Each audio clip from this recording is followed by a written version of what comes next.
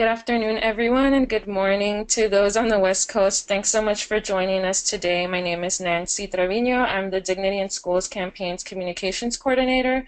Welcome to the Every Student Succeeds Act State Plans webinar with our federal partner, the NAACP Legal Defense and Educational Fund. We will start our webinar in a few minutes, but before we get started, I'd just like to say thanks everyone for joining us. I won't be facilitating, but I will be taking care of the question and answer portion of this webinar.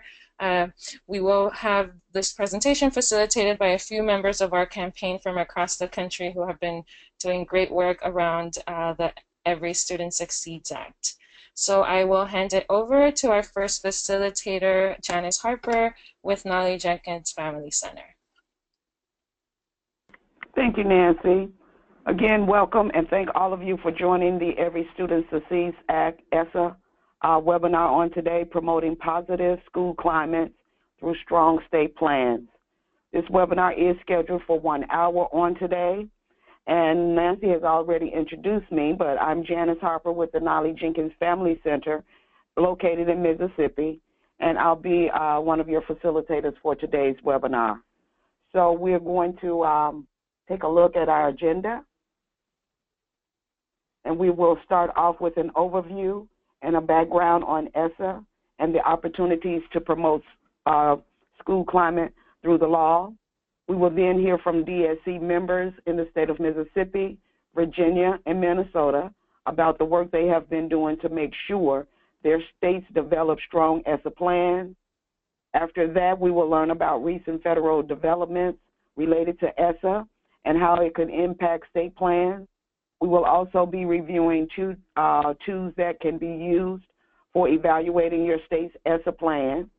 And then finally, participants on the webinar will be given the opportunity to ask questions that you may have for any of the presenters. Questions also can be typed into the chat box, which is located to the right of your screen, or participants can also click on a button to raise their hand. So there's a button over there as well. Nancy, again, our DSC Communications Coordinator, will be checking and monitoring the chat box periodically throughout the webinar. So again, it's to the right of your screen. But before we get started, we'd like to get a sense of how much people on this webinar actually know about ESSA. So we have a quick polling question that we would like for you to complete. So Nancy is going to put that question up for us.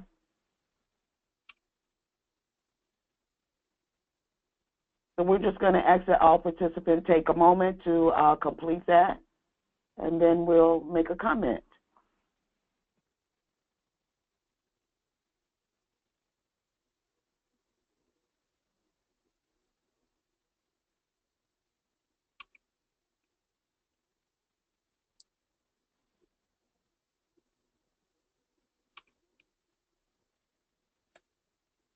So it looks like from the results, we have 63% of participants who know some about ESSA, 19% that know very little, and 19% that know a lot about ESSA.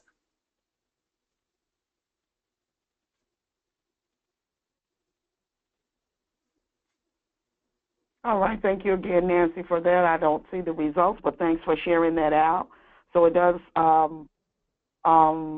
looks like the majority of the voting was 63%, some, very little, and then a lot. So we got 19%. So it doesn't look like there's a great deal of knowledge around ESSA, but we're hoping that once this webinar is completed on today, that more people will be familiar with the ESSA by the end of the webinar. Also, in addition, everyone should have also received and completed a brief survey prior to or before this webinar. And if you didn't, I do apologize that you didn't. But after the webinar, we're going to be sending out another brief survey, which will also help us to learn more about how helpful this webinar was. So we're asking you to please complete that survey once you've received it. Now we're going to hear from our first presenter on today, Kevin Bogus, with the Coleman Advocates for Children and Youth out of California. He's going to get us started by providing some background information on ESSA and opportunities to promote school climate. Kevin? Hey, everybody. Really glad to be here with you today. Happy Tuesday. Kind of like what Janice said, I'm going to provide a brief overview of the Every Student Succeeds Act and the Elementary and Secondary Education Act. That's kind of the foundation for it, and then kind of get a little bit more nuanced, a little bit about some of the logistical and procedural stuff that folks can look forward to experiencing when dealing with ESSA within their local states or on the national stage. So we wanted to actually kind of start by talking about the Elementary and Secondary Education Act of 1965. This was actually a civil rights law signed by President Lyndon B. Johnson as part of his war on poverty agenda. It really represented a major new commitment to the federal government to provide quality and equity in schooling offered to young people in this country. That has not been something that has been a universal constant, and something I think we're still working for. And the Elementary and Secondary Education Act was really about expanding those educational opportunities to young people, regardless of race or income level or anything like that. One of the key things to understand about the Elementary and Secondary Education Act is that it helped to establish the Title I program, which actually helps provide federal funds to go to school districts that are serving high numbers of low-income students. Currently, the federal government provides up to $14 billion in Title I funds. And funds in these programs are designated to address the effects of concentrated poverty on communities. ESSA has been changed and improved and approved by Congress numerous times. And with that, that kind of jumps us forward to our next slide, which is about the Every Student Succeeds Act, which is the most recent amendment to the Elementary and Secondary Education Act. And this was signed into law in December 10th of 2015 by former President Barack Obama. What it did was it replaced the No Child Left Behind Act of 2001 that was signed into office by former President George Bush, which actually expired in 2007. The purpose of ESSA, or the Every Student Succeeds Act, is to provide all children significant opportunities to receive a fair, equitable, and high-quality education, and to close educational achievement gaps. So it's really building on the foundation that was laid by the Elementary and Secondary Educational Act.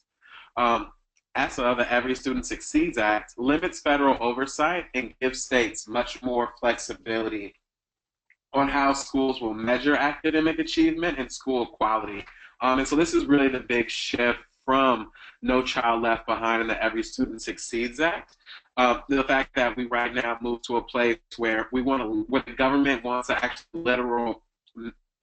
to literally minimize the role that the federal government plays in education, so that the states can have more flexibility in determining what's going to work best for their students and the families that use their services. And with that, we'll go to the next slide.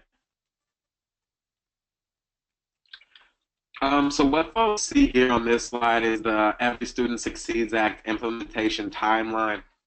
And I'm going to read through some of the key things that we actually have on here that folks should be aware of. From May to December of 2016, to May to November of 2016, there was a public comment period that was offered for folks to give input on the Education Department's proposed and final regulations related to the Every Student Succeed Act. During the 2016-2017 school year that we're in right now,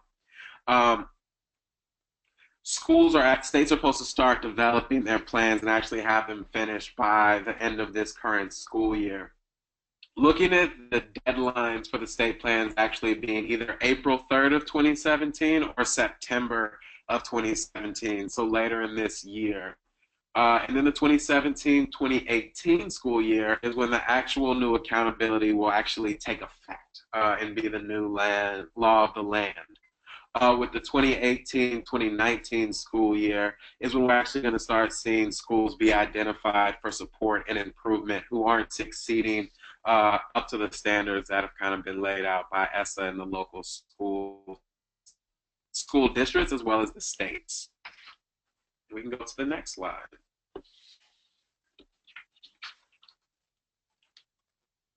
All right, so now we're going to talk a little bit about the state plans and those accountability systems. So ESSA requires states that apply for funding under Title I, that federal funding line, to develop plans in consultation. That's one of the key things we really wanted to let people know, that these plans are supposed to be developed with parents and other stakeholder groups. Students are even better if you can get them added into the mix of who's being engaged in these conversations and whose voices are really being lifted up.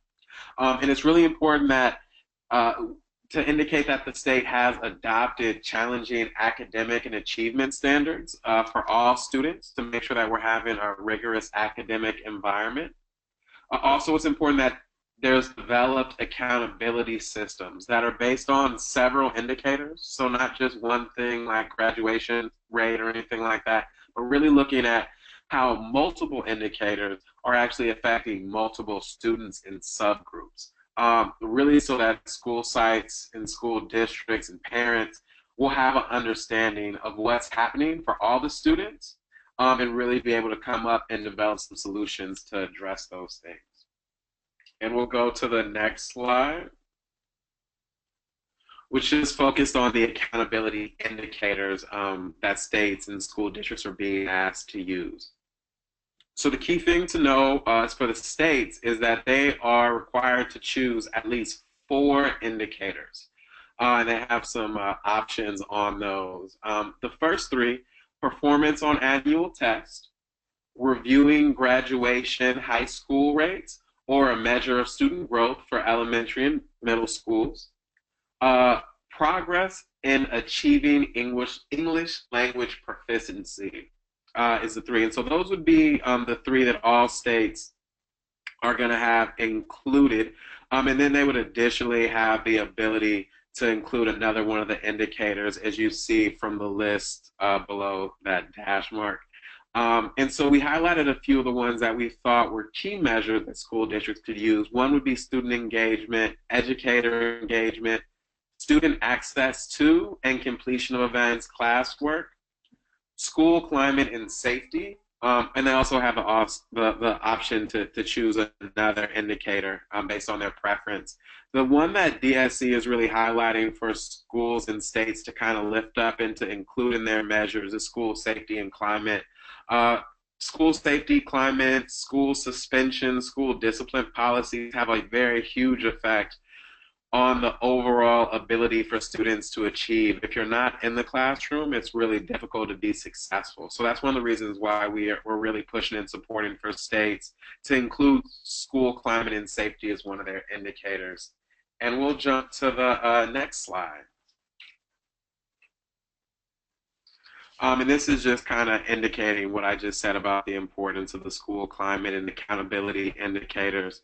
And just really saying that it's important for us under ESSA to make sure that we're looking out for all the students and collecting their input through the process of surveys, and really getting an understanding of what it feels like to be in the school and what are real people dealing with in their schools.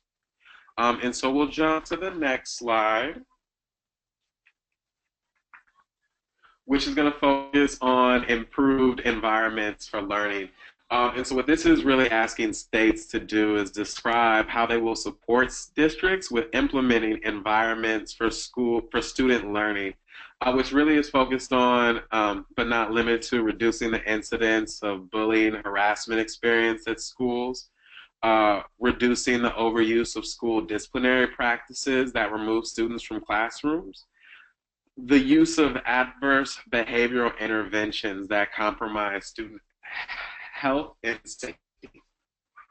And so these are just really kind of highlighting some of the things that can lead to negative outcomes for students, and the importance of the state being involved in working with districts to ensure that these improvements are happening.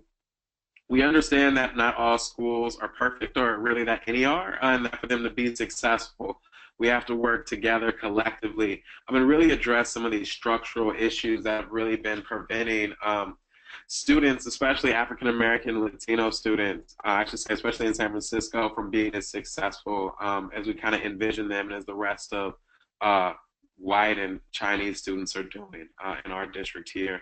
And we'll jump to the next slide. And so this is really focused on kind of informing folks that the states need to annually publish and distribute in a language that's understandable to parent stakeholders, a report card that details a few things. One is the measure of school quality, climate, and safety. We'd really want to highlight rates of in and out of school suspensions, expulsions, school-based arrests, referrals to law enforcement, chronic absenteeism, and incidents of violence, including bullying and harassment. And that's just to say that there's a lot of power in the district keeping track of this data and sharing it with the state.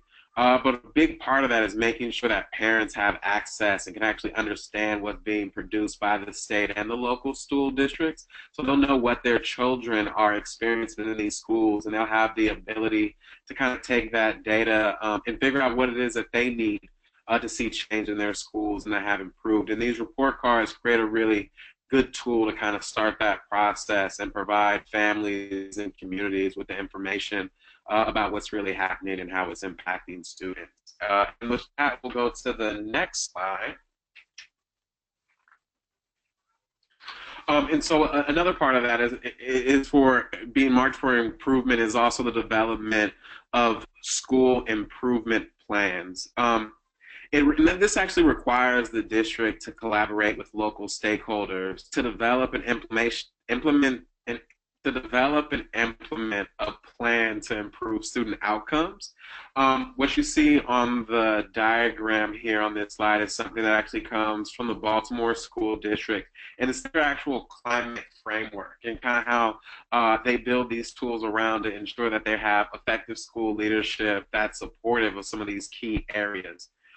And it's really important that there's collaboration in the development of these plans and these types of plans in general, because a lot of times we see school districts and states really make mistakes when they don't listen to the expertise of the students and parents in the community who are actually dealing with the schools and what's happening. Versus just hiring educational experts who seem to have all the answers but none of the real solutions to what's having a negative impact on our young people's lives. And with that, we'll go to the next slide, which is going to focus on the need assessment.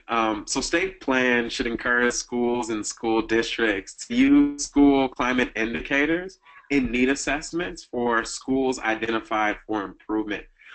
So really just putting that pushback out there about the importance of the data that comes from the school climate indicators and how it can be used to address the wide span of issues within the school, including a lack of academic progress, growth, and success. Another thing that is a key component of the need assessment is that the ability for schools to request funds to implement restorative practices, school-wide positive behavioral interventions and supports, or SWPBIS. And so all these things really kind of come together to really give schools a starting point to identify what they need to do to really improve outcomes for students and assess their ability to do it with the resources that are at hand, and then start to craft ways to make up for gaps that they may not be getting in funding from the federal government or from the state government, to ensure that all students have access to a high quality education. And you see the diagram as well as another one from the Baltimore School District for their framework and their needs assessment planning stuff. So with that, we'll jump to the next slide,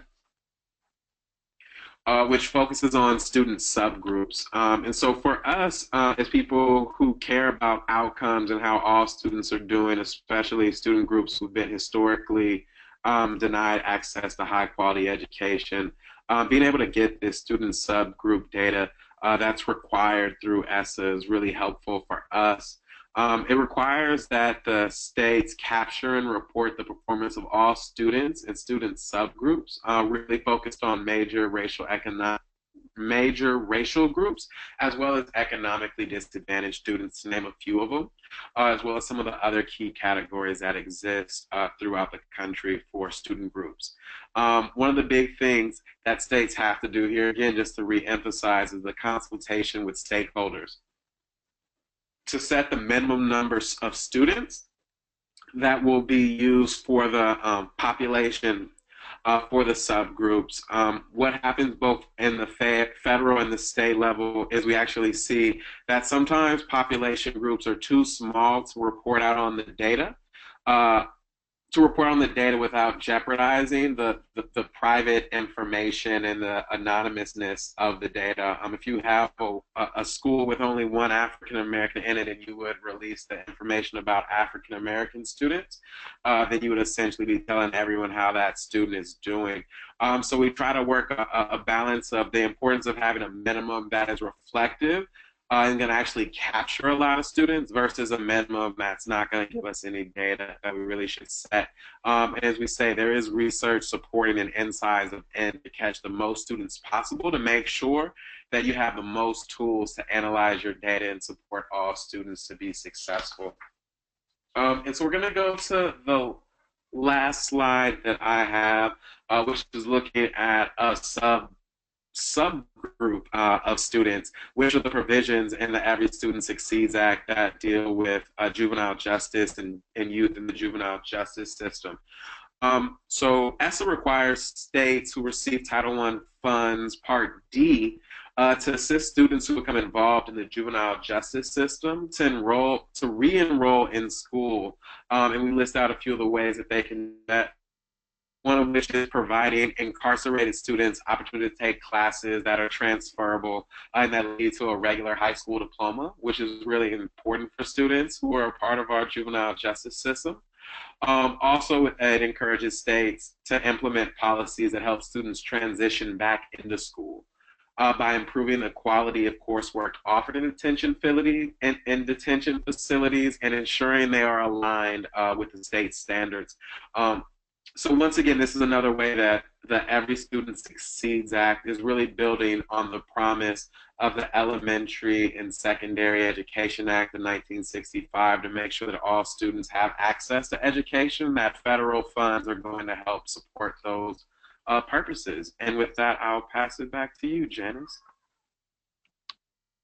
Thank you, Kevin, and we thank you for your presentation on the background of ESSA and how it can promote school climate.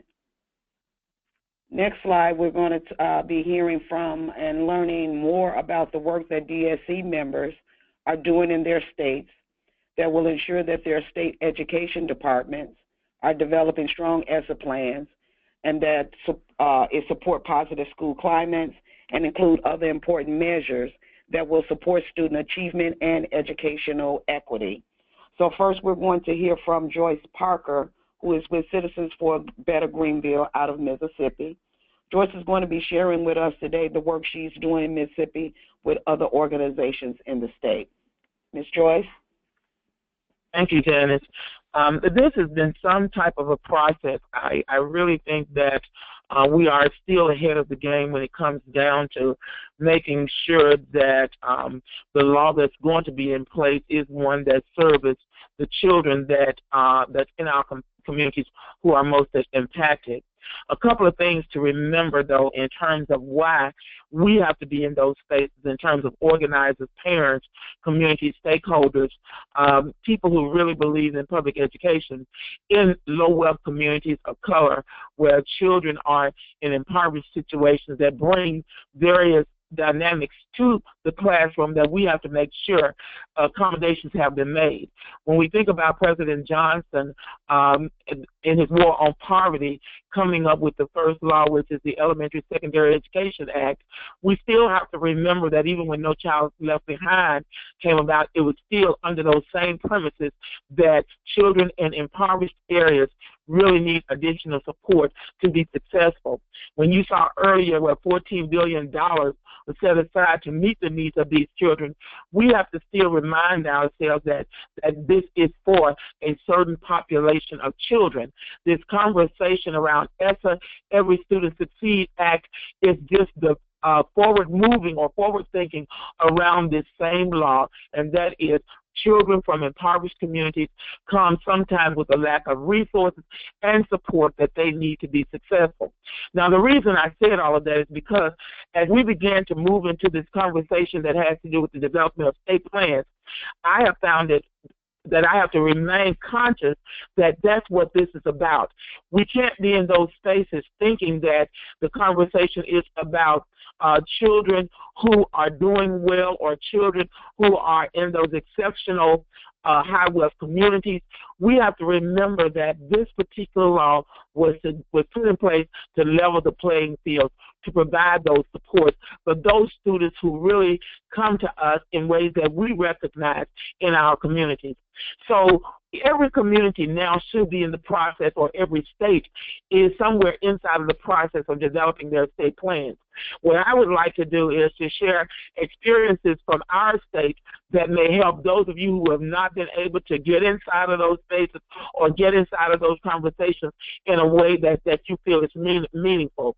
The first thing that our state did was it called a listening tour, where it went into about 7 other communities around the state in various parts of the state and began to invite parents, stakeholders, community folks to come in and to respond to a group of questions. We did that. But what we did, which was very intentional, was we made sure that someone from the organizations that we were representing or the communities that we were collectively making allies of was in those listening tours, because we needed to know what the conversation was throughout the state. Many times listening tours or public hearings or public comments happen, but we never know what those comments were. All we know is what the end results were. So strategically, we said we needed to know what the concerns were from one end of the state to the other end of the state. No matter how wealthy the district or no matter how poor the district, we wanted to hear the conversation. In relationship to what those conversations were about, they came up with working groups. 2 of the working groups that we have been able to become a part of one of them is Teacher Effectiveness Working Group. Janice Hopper and myself have been attending the working group conversations that deal with teacher effectiveness. Some of the key areas that we know that we need to make sure we lift up, especially in our low-wealth communities, is how do we deal with teacher shortages, critical teacher shortage.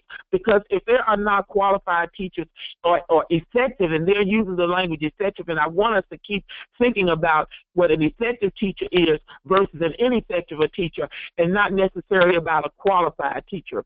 When we talk about teachers in critical teacher shortage area where you really don't have teachers coming into your communities or even living in your communities that will meet the needs or the demands of the schools, we've got to figure out how do we grow our own.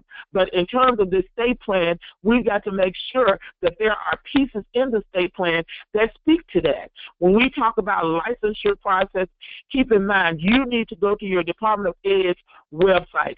You need to understand where the laws are. We realize and learn through our conversations that our legislative body determines what the score needs to be on this practice test or the teacher exam. And this may vary from state to state. But if you find out that many of your teachers who are in those classrooms are in there with whatever you might call alternative licensing processes, find out in terms of where they are with with the testing. If they are not passing those tests, then we as community owe it to ourselves and to our school districts to speak up, to stand up, to figure out what are those alternative measures.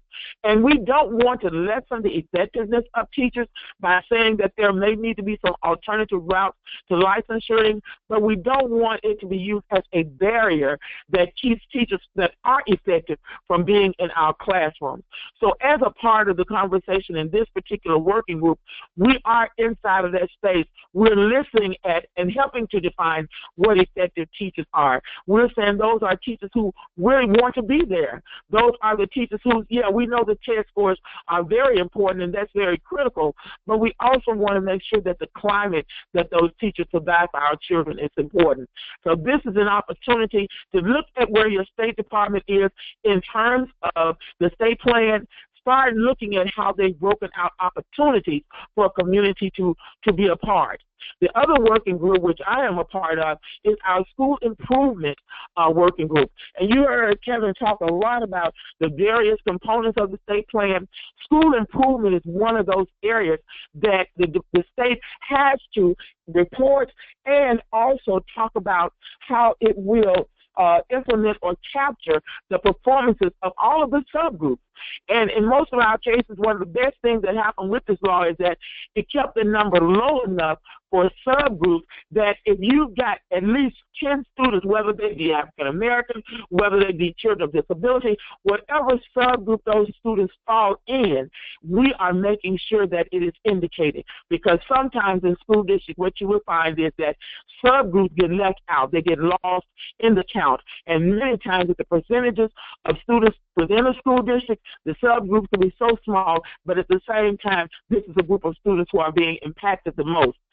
So we wanted to find out in our community, when we come down to the state plan, you got to look at the schools in need of improvement, because those are the ones that the funding will, the additional funding and additional supports will be coming to. And what we wanted to do was to understand, number one, how do you identify schools who are in need of improvement? And the law is very clear about what things need to be looked at.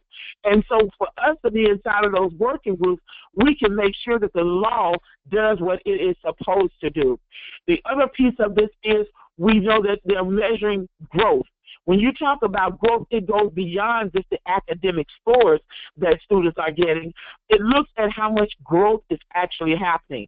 If growth is not occurring, even if you've got an A school and growth is not occurring in some of these subgroups, this is a part of the law that requires that that school be placed into a school improvement so that the needs of that subgroup can be addressed, even though they may be A and B schools.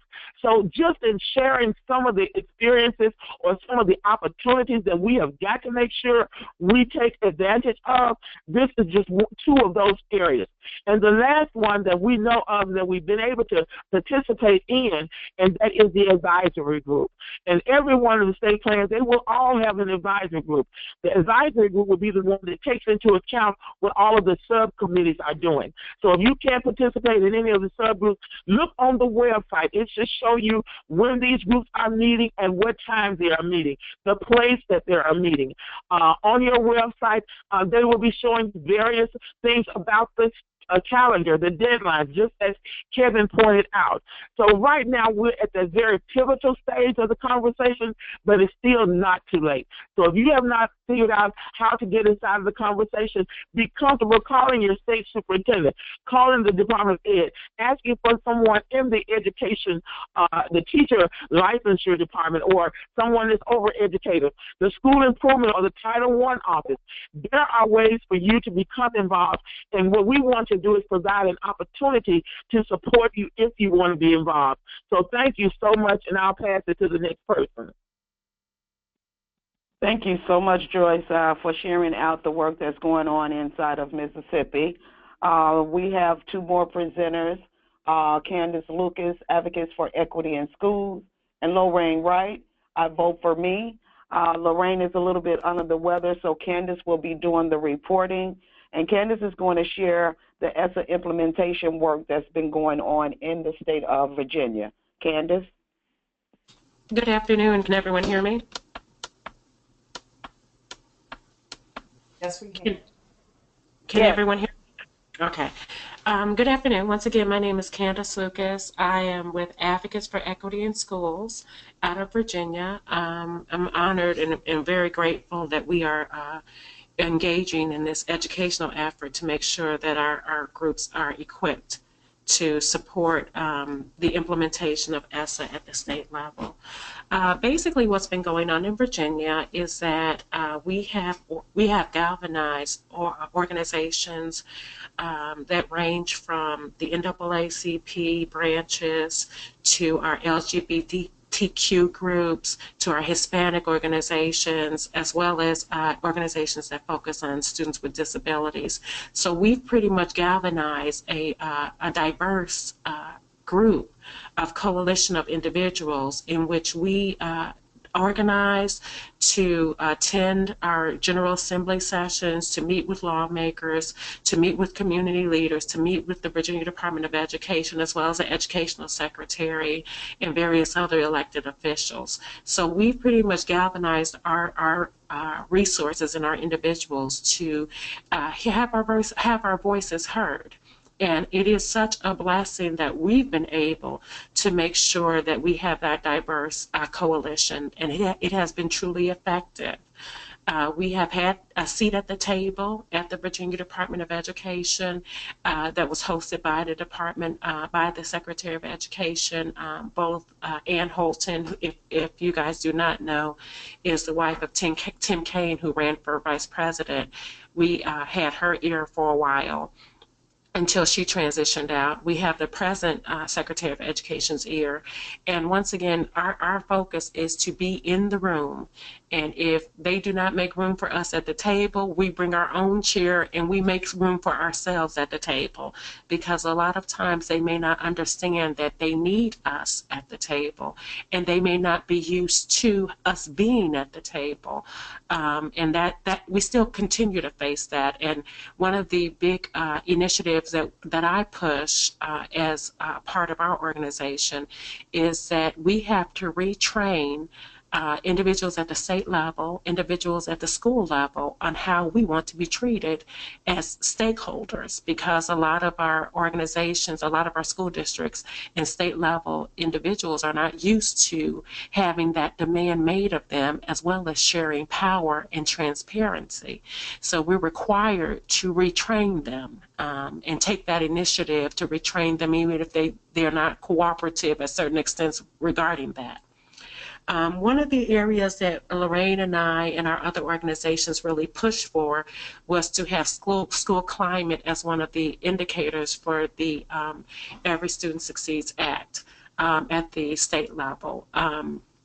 We pushed for it, and we just happened to find out by accident that they chose it, because one of the concerns that we did have is that the ESSA implementation committee at the state level, it only has on its committee employees of the Virginia Department of Education, which was an issue for us. We're still facing that issue. But we were pleased to learn that school climate was one of the indicators that was proposed. Okay, after we went to Virginia Department of Education meetings, we went to our legislators, we sent emails. So we put a lot of pressure, a great deal of pressure on them to make sure that was chosen. And I just want to run through some of the specifics or the details regarding school climate and how we look at it as being a valuable tool for us as stakeholders to promote transparency, accountability, and effective educational strategies as far as policy making. Now, the first one, and we'll definitely send this out if it hasn't been sent out already. The first indicator is student data regularly gathered by schools, and that includes attendance, discipline referrals, suspensions and expulsions, dropouts and graduation rates, course completion, career pathways, and one of the most important components is parental involvement participation. And we really are encouraging all of our stakeholders to allow our own communities to define what parent involvement and participation looks like. It may not mean attending a PTA meeting. It may not mean that for some communities, and that's okay, because we really have to allow our own communities to define what parental engagement looks like. The second data point indicator we have is data on the number of students participating in special learning activities, specifically as it relates to enrichment and electives, extracurricular activities, community service, character education, and civics and citizenship. What we're finding is that these type of special learning activities enhance the overall quality of learning and quality of services, educational service delivery for all of our students. So we do need to have art, music, drama, student council, special clubs, and sports at some level available in all schools. And so we want to be able to address that and balance that with the fiscal responsibilities and needs of the schools. Our third indicator is measures of community, family, school challenges that impact school effectiveness. And at the top of that list is poverty. And we all understand that poverty is a direct correlation and impacts the ability of our students to learn. A child cannot learn if they're hungry. A child cannot learn if their basic fundamental needs are not being met. And so that whole concept of how the school, the community, and the family are partnering and being transparent to ensure that the needs of our children are met is imperative. In addition, we talked about barriers to learning and teaching. Joyce hit on the fact that previously that we are required to ensure that educators that are in our schools want to be there. Not only that, that there are educators that look like our children and that are competent. Lorraine often refers to the fact that we don't want educators that have colonized minds. We want educators that are open to the cultural needs, the social needs, the emotional needs, the holistic needs of our children. And a lot of times, and I can say this because I am a licensed veteran educator, educators can be a significant barrier to the teaching and learning process, and we have to be transparent about that and address it head on. In addition, we have to make sure that there are various methods of teaching that are in place and that there are various methods of assessing our learning as opposed to standardized testing being the end-all be-all. We also talked about student and staff stress. We've heard the term trauma-informed schools, trauma-informed communities, trauma-informed treatment. There's a great deal of trauma that exists within the school setting, not only for the students, but for the adults in the facilities as well. So we want to really raise awareness as to what the stressors are, how we can implement counseling services and trauma-informed evidence-based practices to minimize the impact of stress in our schools. And that has a lot to do as well with ensuring that there are more counselors as opposed to more school resource officers. The next indicator is data on school resources. We want to know what schools have in place to support collaboration. We want to know and monitor and make sure that our communities and stakeholders are aware of the upgrades and the status of the facilities and the technology that is available in our schools, in addition to what safety measures are in our schools. I know in Virginia we have significant issues regarding ceilings falling in, regarding heat not being in our schools, and of course these were in poverty-stricken areas, and we cannot expect our children, we all know that, we cannot expect our children to learn in those type of environments, and we must raise that standard regarding the whole concept of the environment and data resources. We also talked about the quality of available resources. If teachers want to come to school and if teachers are there consistently, once again, we're talking about the quality of the educators. And one of the main data points or data indicators as to whether a school will be successful is the leadership, the principals and the administrators and the educators. It's important that we have low ratio numbers regarding instruction, especially for our high poverty areas where our children have significant deficits. In addition, we have to reach out to the community in unconventional ways. That means reaching out and making sure that individuals are going on regarding that. Once again, we also need to address the issue regarding special support for our students as far as social emotional learning and measures of student growth. We need to be more flexible regarding that, focusing on a growth model versus a pass-fail model. And also, finally addressing the issue of school climate as a whole and identifying student engagement and re-engagement and parental involvement. So that's what we're looking at as our indicators. Thank you so much, Candace, and to Lorraine for sharing out about the ESSA implementation process and how it's moving in the state of Virginia. Very informative information, and I encourage you to just continue the push. Now, finally, we're going to hear from another presenter, Marika, if I'm pronouncing it right, and she's from Minnesota Education Equity Partnership out of Minnesota, and she's going to share her organization work and how they have been engaged in the state of Minnesota. Marika? Thank you, Janice. Good afternoon, everyone. I bring you greetings from Minnesota, where it's almost springtime here, so the sun is shining.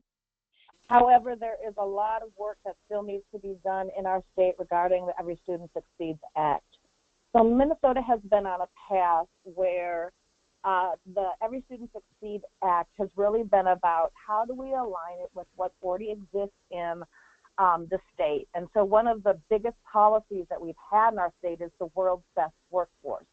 And so the framework that our Department of Education and our department leadership are taking the state on is what exists in the world's best workforce and what can we use now out of this for the ESSA, which means what are the existing indicators.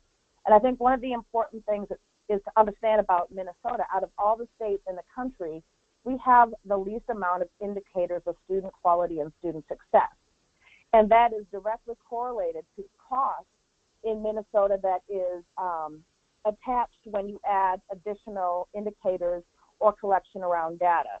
So this really has been a question about resources versus what are these innovative opportunities that we have presented to us right now. And it's also lacking the lens of this is really about civil rights and education. So just a quick overview of the process that we've gone through. We have had these ongoing community stakeholder meetings. We've had a task force. We've got accountability groups that continue to meet. But what we found locally is that these meetings actually do not seem to be producing the type of outcomes that we're looking for, and that a participation of our community members are feeling overwhelmed and I would say overly silenced in the process because there is a really large representation of professional associations that are really involved in the structuring of this new law in Minnesota. So one of the other pieces that Minnesota is looking at as they're talking about how do we build out this Every Student Succeeds Act for Minnesota is how do we look at it through the lens of equity. And so not only are we having the meetings and engaging with community members, but ultimately our product will be reviewed through an equity framework lens to say, in the state of Minnesota, we've met this bar in trying to make sure that the policies and procedures that we're putting in place around Every Student Succeeds Act does not operate against the interests of students of color, students that are receiving disability services. All of the above are not left out of this plan. In the state of Minnesota, our Department of Education is a pass-through. So their formal role is to be those that provide guidance and technical assistance. While they collect data, they are not actually a strong accountability arm. And so one of the pieces that we've been talking about as a community is how do we strengthen the accountability arm in this piece? And that really gets down to, again, is the cost, because it's around $10,000 for each piece of data set that we want to collect from people. So as we're looking at accountability measures, we are really trying to prioritize what are those things that are already being collected, what are those things we know that are essential to be collected in order for us to actually tell the story of what's happening in our schools. Because one of the challenges that we have locally is an underreporting of data. And so the arm of collecting all this information through ESSA is, do we really have a structure where if we get all these pieces in place that we'll actually know if we're being successful? So there's a number of groups across the state that are participating in coalition that are frequently meeting with the commissioner outside of the regular hosted meetings. And in those meetings, we're again advocating for having representation at the tables, not just in the planning, but in the implementation and the evaluation. We also are talking about how we still need to revisit the indicators that we're using, the additional indicator, because we landed on chronic absenteeism, which to us is not a really full measure of what's happening, whereas if we're going to use a school climate indicator, it really is the root of how do we know we are serving our students in an appropriate manner. So some of the things that we've been doing to counteract the barriers that we've met are to work with the media to help folks across the state really understand what is happening in this process, even if they cannot participate. The other piece is that we are countering the narrative that the department has been putting forth, that we don't have to have it perfect or right this time around, that we can tweak it after we get it going. And so we know that with the trends and patterns of state bureaucracies and agencies, that if it gets on the books, getting to revisit and shift and change it or add to it can be very difficult. So we're doing a lot of pushing back at this point about this needs to be integrated now. We can't wait for later.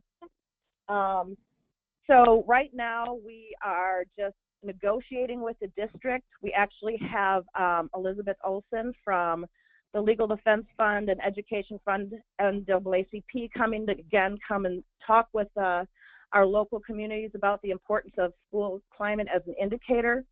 And we continue to try to keep specific communities informed about what's happening. Again, I will wait for questions later if anyone has anything they want to learn specifically about what's happening in Minnesota, but at this time I want to hand it back to Janice and she can keep us moving through the webinar. Thank you so much, Marika. And we are approaching like 4 minutes left into the webinar. We may go over a little bit. I do hope that participants on this webinar will be able to actually stay on because there is a Q&A session after the webinar is over. But it's also great to learn more about all the important work that has been shared from each of you and that you're doing in your states in order to make sure that state ESSA plans are producing the kind of outcomes that we all want to see in our schools and in our communities. I'm now going to turn this portion of the webinar over to Liz Olson from the NAACP Legal Defense Fund, and she's going to share with all of us some recent federal developments that's related to ESSA. And then after that, both Liz and Marika will come back again and share 2 new DSC tools that parents and advocates are able to use for evaluating state plans. Liz? Thanks, Janice. So there's been a lot of recent activity related to ESSA at the federal level, and changes under the new administration have already impacted ESSA implementation. So the House of Representatives recently voted to overturn the final regulations for accountability in state plans under something that's called the Congressional Review Act, or the CRA. So the accountability regulations were finalized by the Obama administration, and the regulations are pretty closely aligned with the law, so they reinforce what states are required to do under the law, but there are some differences between the law and the regulations, and the regulations are really meant to provide further guidance to states for how to comply with the law. So the Congressional Review Act allows lawmakers to overturn regulations from the executive branch, and the Senate is also expected to pass the resolution. The CRA has never been used on education regulations before, so it's unclear how the department will proceed if the regulations are overturned. So how could this impact state plans? So the good thing is that most of the provisions related to school climate are in the law, not just the regulations, and states must still comply with ESSA regardless of what happens with the regulations. But the regulations did specify a requirement for districts to consider school climate in the needs assessment for schools that are identified for comprehensive supported improvement, and that's not something that's reflected in the law, so that's not something that we want to lose. So LDF and DSC are definitely going to be pushing back against those regulations being overturned. And the regulations also set important timelines for implementation. There's also uncertainty around ESSA implementation due to new Education Department leadership. So Education Secretary Betsy DeVos has not committed to upholding the regulations and says she strongly believes in local control and allowing states and districts to make their own decisions. The department also announced that they are going to be releasing a new template for state plans on March 13th. So the current template was developed by the Obama administration and is meant to ensure that states meet the requirements of the law and the regulations. And it also encourages states to go beyond what's minimally required. And there's a link to those to that template on the resources page. So the new template will likely only focus on what's absolutely necessary under ESSA, and we don't expect that the Secretary will closely scrutinize state plans for compliance with the law once those plans are submitted to the Education Department for approval. So it's now even more important for parents, advocates, and other community members to ensure that their states develop strong ESSA plans. So DSC and LDF have created two tools to help community stakeholders evaluate state plans and highlight areas for improvement. So we have the school climate checklist and the scorecard for ESSA state plans, which are both available on the DSC website, as well as some other ESSA tools and resources. I'm going to go ahead and open the checklist.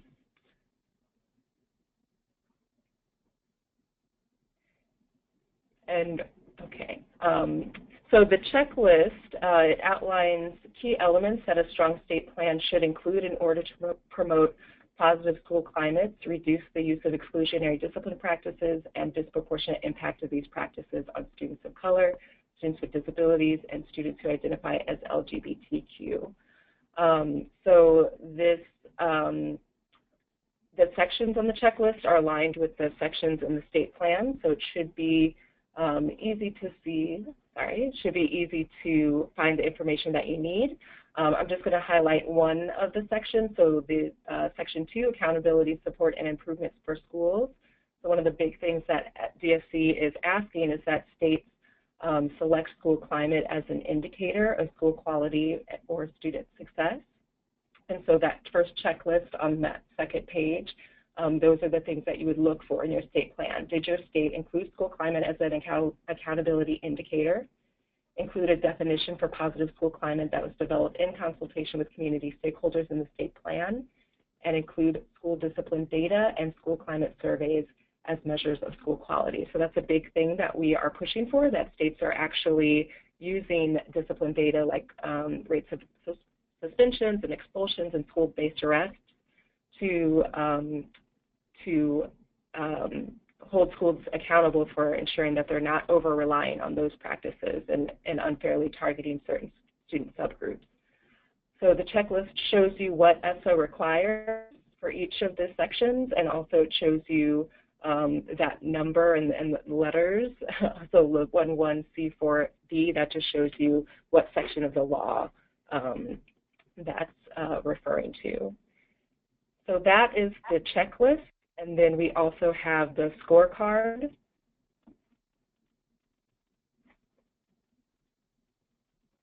And Marika is going to explain to us how to use the scorecard.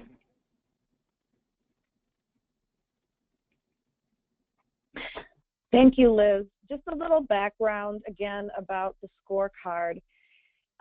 In understanding that many of our state departments don't either have the capacity or authority to really hold themselves accountable to the new Every Student Succeeds Act, we wanted to make sure communities are equipped with their own tools in order to communicate with the State Department as they're working with school districts, whether they are actually implementing to a degree that is acceptable and what needs to happen if not.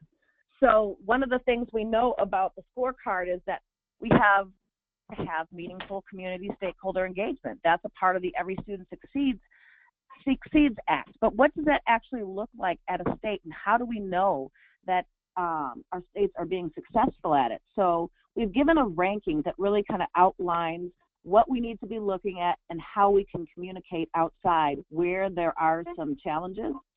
to hold them accountable. So, for example, if you're looking at the screen, you'll see the Rate Your State ESSA plan on a scale from 4 being the strongest to 1, the weakest in each of the areas below. So with a number 4, you would be able to demonstrate strong evidence that the state conducted outreach to and solicited meaningful input. So one example of that is in Minnesota, we went to another city where they had communicated that they'd held community engagement meetings. But when we went into the community and asked folks if they knew about ESSA, the response was they didn't know what we were talking about. So if you look at different places across the state and can even ask the question, the state has not demonstrated evidence that they've done a good job if a large city hasn't even had community members that are able to discuss it. You also want to know that the state plans provide evidence that the state conducted outreach to and solicited meaningful input from historically underrepresented groups. And one of the ways that you can check on that is to look at the minutes and the notes from all the accountability group meetings to make sure that they captured the essence of what community was contributing. If a state plan provides little evidence that the state conducted outreach and solicited meaningful input, then that means that they probably did not meet the minimum expectation, at least 30 days posted so people could actually review it and ask questions and provide feedback. And then least and the weakest is the state plan provides no evidence that the state engaged parents and youth from low-income communities. So there's 2 ways of looking at that. The parents and communities participate, but the actual question is, where is the evidence that their voice was integrated into the state plan? And so if you can't find that, a number 1 is probably that rating.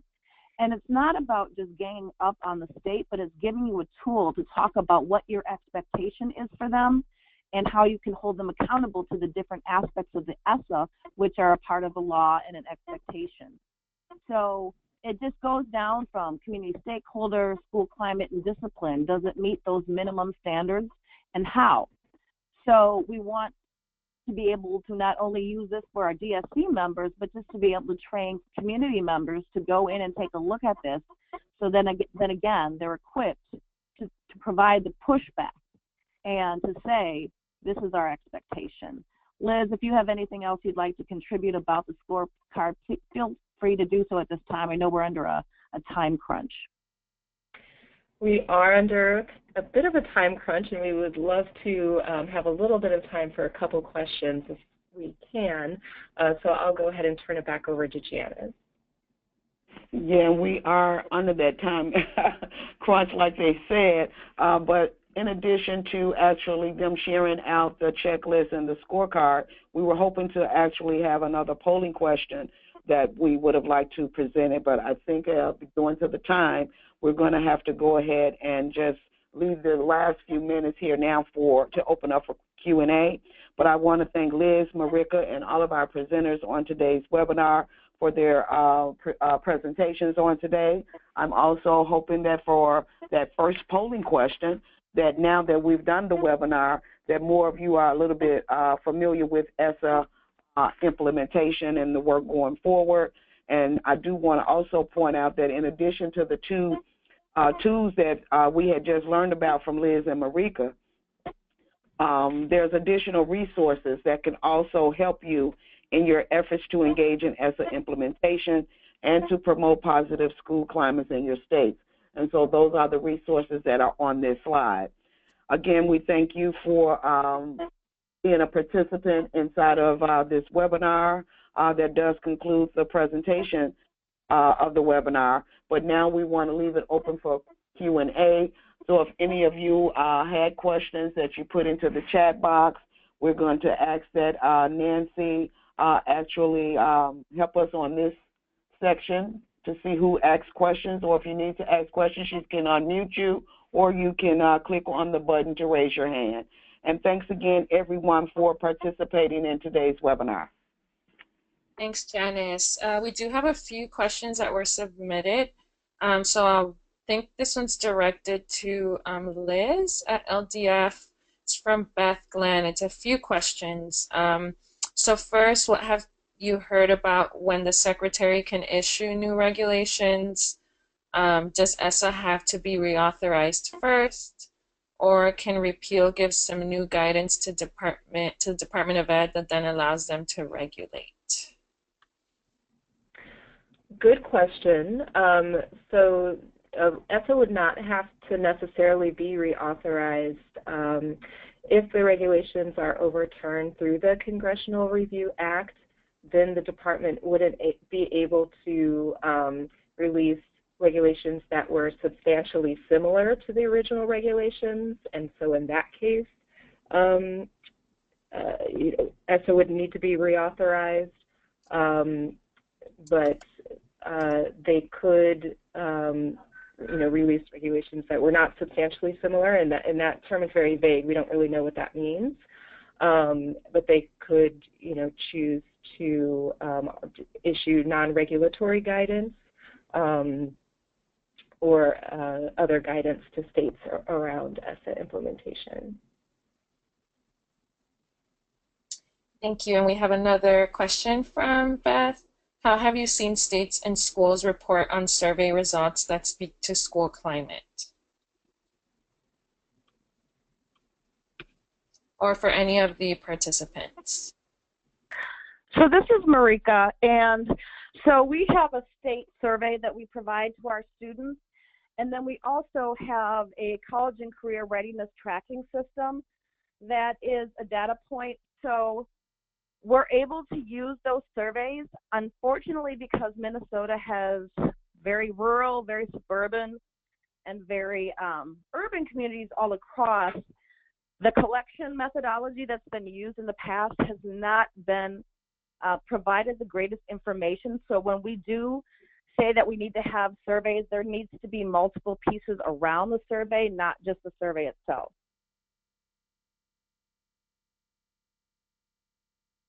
Thank you. And then we have one more question from Felicia Williams. How do these ESSA regulations apply to charter schools as far as accountability? Same accountability. Yes, exactly. Charter schools are required to meet the same accountability standards under ESSA. Great. We have a comment from Janet Vargas in Chicago with Kofi Power Pack. Her comments that they've had the same problem as Minnesota, where the state of Illinois only wants to add indicators for areas where we have existing definitions and systems of accountability. This is an issue for parent engagement because it's difficult to quantify and hold districts accountable given the existing frameworks. Any other pointers to get the state to let the community come up with their own definitions? So the way that we talk about doing that in Minnesota is to demonstrate that that method that they've been using currently has been effective and gives you the actual information you need. Because while they're doing something very similar in Minnesota with World's Best Workforce, it's been in place for 3 years. So you have to actually say, how is this actually providing the information that we need? And if not, we need to explore additional options.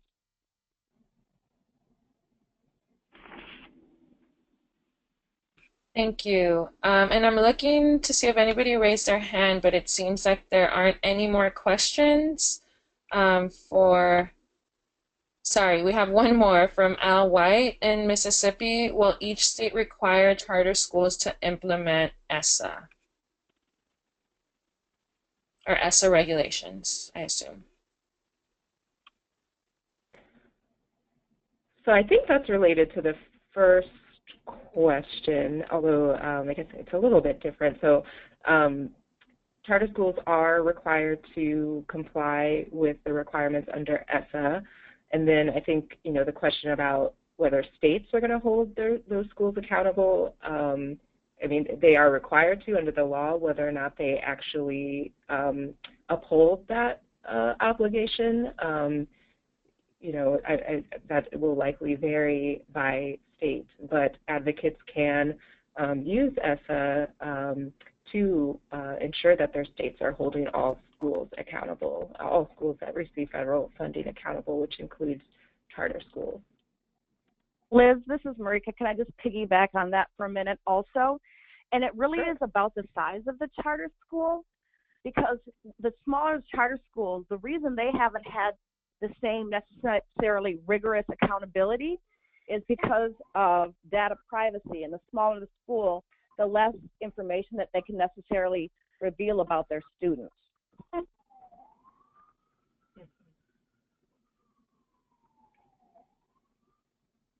Great, thank you. And I think since we're 15 minutes over the hour, we've run out of time. And I think we've answered all the questions that were submitted. So thanks everyone for joining today's webinar. A few people asked me if these slides and the content will be available.